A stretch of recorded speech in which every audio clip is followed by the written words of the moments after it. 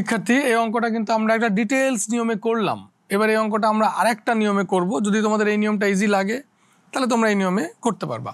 দেখো, এখানে তিনটা বস্তু ছিল, M1 M2 M3, তাদেরকে দড়ি দিয়ে বাঁধা আছে। M1 M2-র মধ্যে একটা দড়ি আছে, M2 আর M3-র মধ্যে একটা দড়ি আছে, এবং সামগ্রিকভাবে এখানে 100 নিউটন বলে টানা হচ্ছে। তো প্রথমে আসো ত্বরণে। তো ত্বরণ নির্ণয় যদি এভাবে আসে, দেখো তুমি একটা কাজ করতে পারো এরকম করে, যে তিনটা বস্তু মিলে তুমি সহজেই একটা বস্তু ধরে নিতে পারো।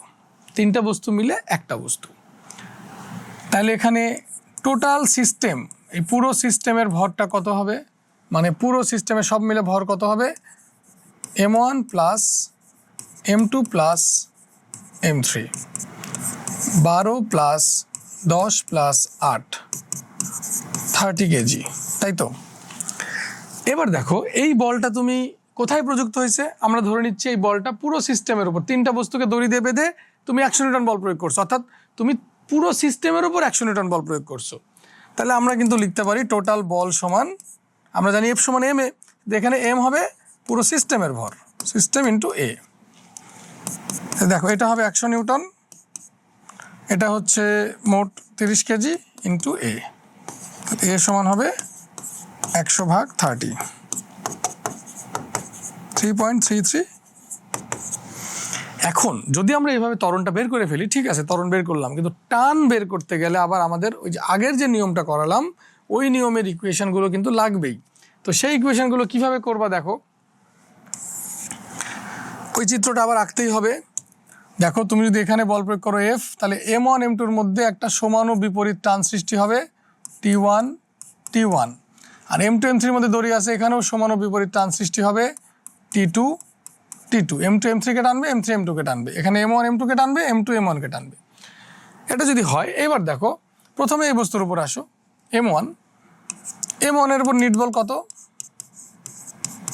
M1-এর উপর দুটো বল প্রযুক্ত আছে না। দেখো M1-এর উপর, M1-কে একটা ফ্রি বডি হিসাবে যদি কল্পনা করো, তাহলে M1-এর উপর দুটো বল আছে, একটা হচ্ছে এইদিকে F, সামনের দিকে F, পেছনের দিকে T1। তাহলে F নিট হবে, আমরা F নিটের সমীকরণ ক্লাসে বলছি, F নিট সমান সামনের দিকে ক্রিয়াশীল মোট বল মাইনাস পেছনের দিকে ক্রিয়াশীল মোট বল, তাহলে F নিট সমান হবে F মাইনাস T1।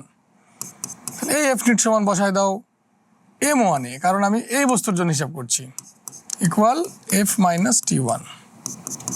T1টা সামনে আনলে T1 সমান হবে F মাইনাস M1A, অর্থাৎ 100 মাইনাস M1-এর মান এবার 12 কেজি ইন্টু 3.33। এটা একটা টান হবে। আবার তুমি T2-তে এই বস্তুর জন্য হিসাব করে T2 বের করতে পারবা। এটার জন্য করলে তোমার ইজি হচ্ছে।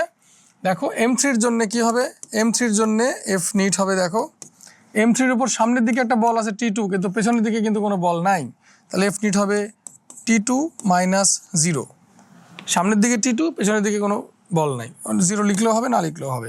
তাহলে এই F নিটটা কার উপরে নিট বল, এই F নিটটা হচ্ছে আমরা M3-র ওপর নিট বল নিচ্ছি। এই দেখো শুধু T2 দিয়ে হিসাব করছি, F নিট সমান হবে M3-র ওপর নিট বল, তাহলে এটা হবে M3A ইকুয়াল T2।